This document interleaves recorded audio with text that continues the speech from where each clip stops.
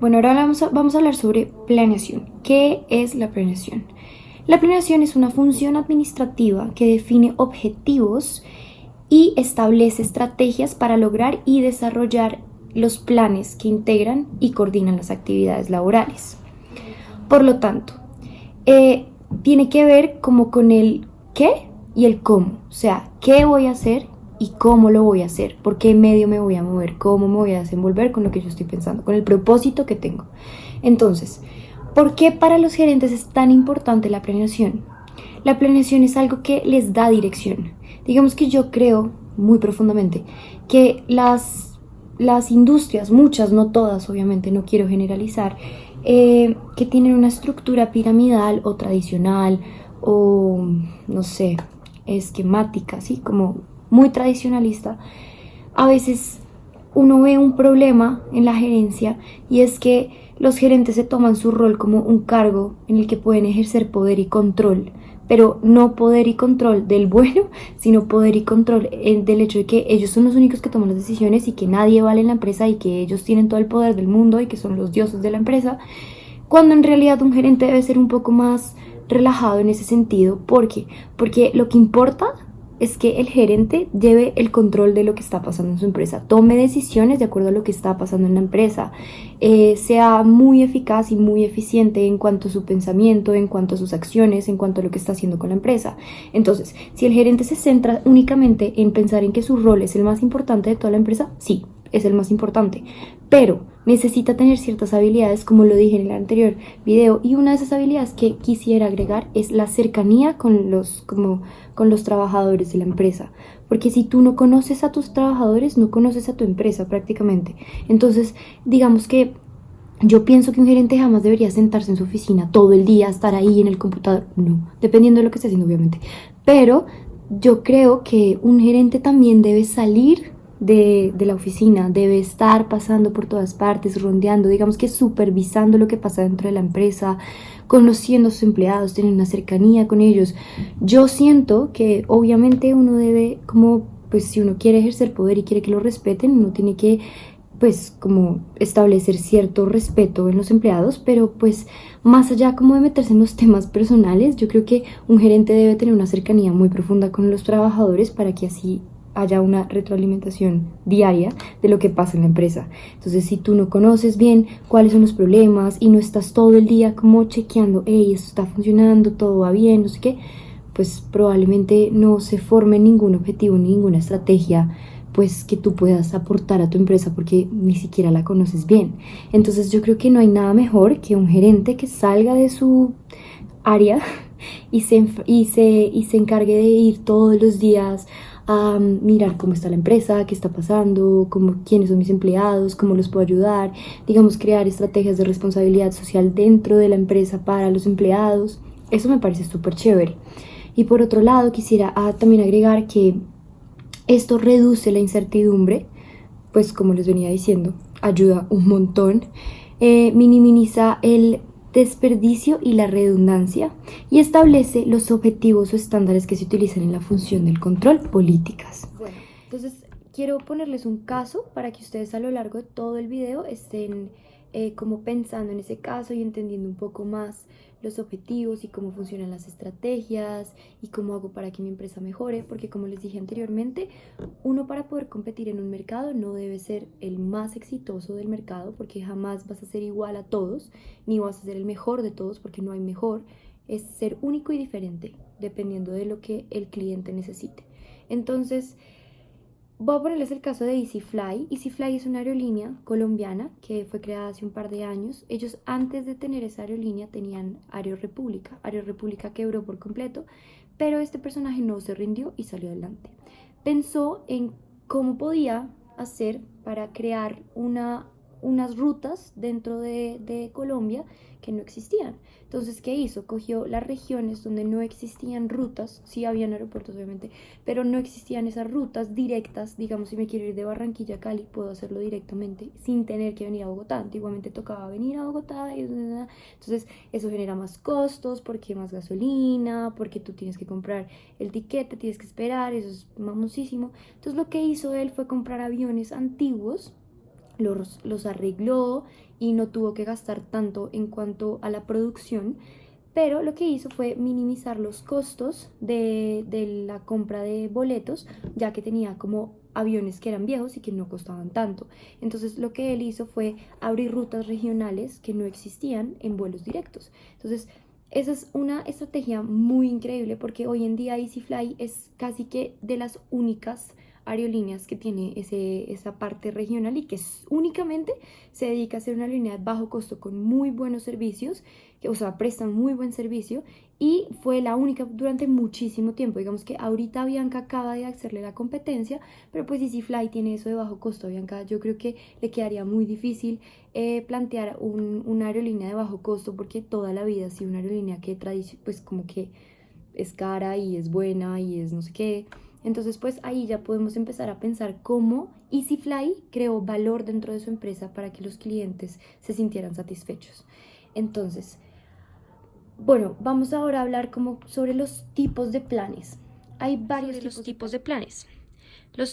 Hay varios tipos de planes. Está por su alcance, que estaríamos hablando de algo estratégico o operativo, por su marco temporal de largo o de corto plazo, por su especialidad, como son o direccionales o específicas, por su frecuencia de uso de solo uno o permanente. Entonces digamos que depende de tu propósito, depende de tu objetivo, tú buscas ciertos planes y estos son los como tipos de planes por los cuales se podría enfrentar la empresa y podría crear una estrategia para mejorar. Bueno, yo creo que ya hemos abarcado bastante. Quisiera ahora hablar sobre el modelo de establecimiento de los objetivos. El tradicional, digamos que hay uno tradicional que es donde el gerente, el alto gerente, el nivel más alto de gerencia, como que se determina por el alto gerente, pero luego al fluir al resto de la organización se convierte en subobjetivos y que se dividen dependiendo de las áreas. Bueno, ahora vamos a hablar sobre APO, Administración por Objetivos. Es ese proceso que consiste en establecer objetivos derivados de la formulación de acuerdos y utilizan estos objetivos para evaluar el desempeño de las empresas. Entonces digamos que para llegar a esto hay varios procesos. El primero es que el gerente es quien como que formula esos objetivos y esas estrategias y pues se encarga luego de que esos principales objetivos asignados a las unidades pues se dividan dependiendo de la necesidad del objetivo o dependiendo de lo que pues, se quiera llevar, se dividen en las áreas. Los gerentes establecen estas estrategias colaborativamente y luego, como ya dije, se generan como objetivos subalternos y ya se van dividiendo dependiendo, pues como dije anteriormente, la necesidad del objetivo. Los planes de acción, caracterizados por ser específicos y por derivar de acuerdo entre gerentes y empleados, definen cómo se logran los objetivos. Se implementan los planes de acción, cómo van a ser, cómo se va a desarrollar el objetivo. Y luego el proceso hacia la consecuencia de los objetivos se revisa periódicamente para dar retroalimentación sobre lo que se hizo con el objetivo. Y al final, el logro exitoso de los objetivos es reforzado por las recompensas basadas en el desempeño. Y ya está. Así es como funciona APO, Administración por Objetivos. Entonces, las características de una correcta redacción de objetivos son que están escritos en términos de resultados más de acciones. Son mediables y cuantificables, son claros en relación con el marco temporal, son desafiantes pero logrables, se presentan adecuadamente por escrito y son comunicados a todos los miembros de la organización de manera que todo el mundo esté informado y tenga muy claro cuál es el objetivo y qué es lo que se va a hacer. Entonces, los pasos para desarrollar los objetivos es revisar la misión, el propósito de la organización, qué es lo que está haciendo esta organización, cuál es nuestro propósito y a dónde vamos. Evaluar los recursos disponibles, cuánto me cuesta, qué tengo que hacer, cuánto personal necesito contratar, necesito, no sé, un especialista o necesito recursos en. Luego se determinan los objetivos, ya sea de forma individual o con aportaciones de otras personas. Luego se consignan los objetivos por escrito, como en un comunicado oficial, como miren, esto es lo que va a pasar y se le pasa a todos los miembros de la empresa. Y luego revisar los resultados para ver si se lograron o no, pues si se logró o no el objetivo que queríamos lograr. Para llegar al desarrollo de planes, hay factores de contingencia en la planeación. Entonces, primero el nivel organizacional que tenga, cómo voy a dividir mi empresa, cómo voy a organizar todo para que funcione. En el próximo video les voy a explicar más sobre el nivel organizacional, lo que es pues como todo lo de organizacional. Por ahora quedémonos en este. Entonces, el grado de incertidumbre del entorno al que estoy yendo, del público, del entorno organizacional de la empresa, la duración de los compromisos a futuro. Luego están los modelos de planeación, está el tradicional, que es el gerente y el departamento de planeación, y está de participación según su necesidad, como lo dije, o sea, según la necesidad de la área, según la necesidad de lo que yo, de lo que yo planteé como objetivo y cómo lo voy a dividir dependiendo de las áreas. Y está luego, bueno, entonces en la planeación organizacional está la alta gerencia, el gerente de nivel medio y el gerente de primer nivel. Y ahí se planea plan estratégico y planeación operativa. ¿Cómo voy a llegar? Entornos cambiantes, la flexibilidad del plan, scanning continuo, jerarquía adecuada, empowerment, inteligencia de la competencia, ético. Ojo, pueden haber varias trampas al nivel de planificación, de desarrollar un objetivo, de crear estrategias con las que hay que lidiar y hay que tener cuidado. Digamos que una de las cosas que más afectaría a nuestro plan o nuestro objetivo podría ser una mala dirección. Si el gerente no tiene claro, ni siquiera él, lo que está haciendo con su empresa, ni tiene claro qué pasa dentro de la empresa, cómo es el clima organizacional dentro de la empresa, probablemente todo se va a caer.